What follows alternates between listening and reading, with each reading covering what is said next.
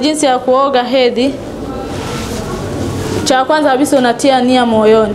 Unanuia kwamba naenda kuoga na naenda kujisafisha kutokana na uchafu mkubwa.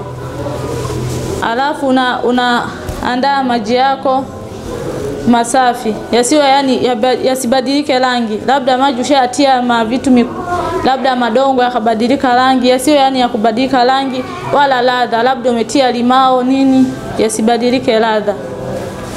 Yasibadilike rangi, ladha na au harufu. Labda umo kwenye kisima limefia dudu, na unaenda kuchukua yale yananuka na unaogea. Alafu unatakiwa ukate nywele zako za sehemu ya siri na za kwenye makwapa.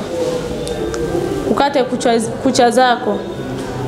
Na uanze kuoga kwa kutumia ufumue na nywele zako. Uhakikishe umefumua nywele, usiache kufumua nywele ili maji yapite sehemu zote kwenye ngozi hivi. Sio unaweza kaosha tu bila kufumua, lakini sasa maji hayatoingia kwenye nywele. Unatakiwa ufumue ili maji yaingie katika nywele kote. Uhakikishe maji yanaingia mwili mzima.